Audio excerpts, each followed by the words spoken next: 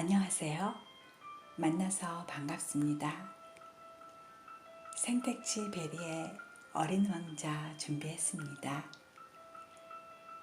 화면 속의 그림이 여러분들은 어떻게 보이나요? 모자, 산, 작은 언덕? 사실 이 그림은 밀림에 사는 보아구렁이가 커다란 코끼리를 통째로 삼키고 있는 모습이에요. 이처럼 눈이 아니라 마음으로 보면 이 세상 모든 것이 달라 보이죠. 내가 좋아하지 않는 사람이라도 편견을 버리고 마음을 활짝 열고 보면 새롭게 보이는 것처럼요. 집 한 채만한 자그마한 별에서 살던 어린 왕자는 장미꽃과 말다툼을 하고 자기 별을 훌쩍 떠나 여러 별을 여행하다가 지구로 오게 되죠. 어린 왕자는 지구의 사막에서 조종사를 만나게 되죠. 그리고 조종사가 그려준 상자 그림에서 양을 발견하고는 기뻐하고 밤하늘을 수놓은 어느 별에 자기가 사랑하는 장미꽃이 있어 모든 별을 아름답다고 생각하지요. 과연 어린 왕자는 지구에서 만난 조종사 그리고 뱀과 여우와는 어떤 이야기를 나눌까요? 사막을 외롭게 떠돌아다니던 여우는 어린 왕자에게 자기를 길들여 달라고 했는데 그 후 둘 사이에는 어떤 변화가 일어나게 될까요? 프랑스의 소설가 생택지 베리는 어린 왕자에서 우리들에게 참 많은 것을 묻고 있답니다. 그러면서 때로는 어린 왕자를 통해, 때로는 여우의 말을 통해 삶의 중요한 비밀들을 전해주지요. 지금도 그 비밀들은 이 세상의 수많은 어린이들과 어른들에게 소중한 것을 일깨워주고 있답니다. 자, 그럼 별나라에서 온 친구 어린 왕자의 순수한 영혼을 만나러 여행을 떠나볼까요? 내 나이 6살 때 체험한 이야기라는 책에서 멋진 그림을 보았어요. 밀림에 사는 보아구렁이가 코끼리를 꿀꺽 집어삼키는 그림이었죠. 이 그림은 그 모습을 그대로 옮겨 그린 거예요. 그 책에는 보아구렁이는 먹이를 씹지도 않고 통째로 삼킨다. 그러고는 꼼짝도 않고 6달 동안 잠을 자면서 소화를 시킨다라고 책에 씌어 있었어요. 나는 그 말을 떠올리며 태어나서 처음으로 그림을 그렸죠. 내가 그린 그림 제 1호랍니다. 나는 이 그림을 어른들에게 보여주면서 무섭지 않냐고 물었죠. 어른들은 하나같이 모자가 뭐가 무섭다는 거니? 라고 했죠. 그래서 나는 보아구렁이의 뱃속을 그려서 보여주었어요. 그제야 어른들은 그림을 제대로 알아보았답니다. 이건 내가 그린 그림 제 2호입니다. 하지만 어른들은 그따위 구렁이 그림은 집어치우고 지리, 역사, 수학, 문법 공부나 열심히 하라고 했어요. 그래서 나는 일찌감치 화가가 되고 싶은 꿈을 벌어야 했답니다. 어른들은 혼자서는 아무것도 이해할 줄 모릅니다. 매번 일일이 설명해 줘야 하니 어린 나로서는 참 피곤한 노릇이에요. 나는 화가가 아닌 다른 직업을 찾아야 했기 때문에 비행기 조종하는 법을 배웠어요. 마침내 조종사가 되었죠. 그래서 세계 곳곳을 누비며 날아다녔죠. 어른들 말대로 지리 공부가 큰 도움이 되긴 되었어요. 나는 조금 똑똑해 보이는 어른을 만나면 내가 늘 지니고 다니던 내 그림 제 1호를 보여주곤 했죠. 하지만 대답은 늘 마찬가지였어요. 그래서 나는 보아 그림 이야기나 밀림 속 이야기 같은 것은 그만두고 골프나 카드, 정치, 넥타이 등에 관해 이야기했죠. 그러면 어른들은 이야기를 함께 나눌 수 있는 사람을 만났다며 즐거워했죠. 조종사가 되어 하늘을 날던 나는 비행기가 고장이나 사하라 사막에 불시착하는 사고를 당했어요. 사막에 떨어진 첫날 바다 한가운데서 홀로 뗏목을 타고 가는 사람보다도 더 외롭고 무서웠답니다. 그 순간 양 한 마리 그려줘. 뭐라고? 양 한 마리 그려달라고. 사내아이가 나를 빤히 쳐다보며 서 있었죠. 나는 갑작스레 나타난 그 아이를 보고 놀랐지만 그 아이는 아무렇지도 않은 듯 했어요. 사막 한가운데서 길을 잃고 헤매는 아이처럼 보이지 않았지요. 여기서 뭐하니? 아저씨, 양 한 마리 그려줘. 아이는 간절하게 되풀이해서 말했어요. 나는 정말 어처구니 없는 일이라고 생각했지만 하는 수 없이 종이와 만년필을 꺼냈습니다.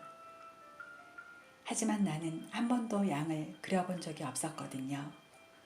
그래서 내가 6살 때 그렸던 그림 제 1호를 그려주었죠. 그 아이는 고개를 저으며 아니야, 나는 코끼리를 삼킨 보아구렁이는 싫단 말이야. 너무 크고 무서워. 나는 깜짝 놀랐어요. 내가 사는 곳은 아주 조그맣단 말이야. 내겐 양이 필요해. 양 한 마리만 그려달란 말이야. 내가 다시 양 그림을 그려주었죠. 그럴 때마다 그 아이는 양이 병들었다, 뿌리 난 순놈이라 싫다 등등 계속 태자를 놓았어요. 나는 더 이상 시간을 빼앗기고 싶지 않았어요. 그래서 구멍이 숭숭 뚫린 상자 하나를 단숨에 그려서 휙 집어 던지듯 건네주었답니다. 그러자 아이의 얼굴이 갑자기 환해졌어요. 맞아, 바로 이거야. 그런데 이 양은 풀을 많이 먹을까? 글쎄, 그건 왜 묻지? 내가 사는 곳은 모든 게 작아. 내가 그려진 양도 작으니까 괜찮을 거야. 풀도 별로 안 먹어. 아이는 고개를 숙이고 상자 안을 들여다보았어요. 나는 이렇게 해서 어린 왕자를 알게 되었습니다. 하루, 이틀, 사흘, 나흘 이렇게 함께 생활하면서 서서히 나는 어린 왕자의 생활에 대해 알게 되었어요. 어린 왕자가 말했어요. 난 지금 해 지는 모습이 보고 싶어. 같이 구경하러 가. 세상에, 아침에 해가 지는 모습을 보고 싶다니. 기다려야 해. 기다린다고? 뭘 기다려? 해가 지려면 아직 한참 기다려야 한다고. 어린 왕자는 내 말을 듣고 흠칫 놀랐어요. 그러다가 씩 웃더니 이렇게 말했어요. 아, 그렇지. 난 항상 내 별에 있다고 착각한다니까. 어린 왕자의 별은 아주 작아서 그저 의자를 몇 걸음만 옮겨 놓으면 해지는 모습을 볼 수 있었으니까요. 어느 날인가 나는 노을을 43번이나 보았어. 슬플 때는 해지는 모습이 보고 싶어. 해지는 풍경을 바라보면 고요한 기쁨밖에는 아무것도 없으니까. 그럼 해지는 모습을 43번이나 본 날은 무척 슬펐겠구나.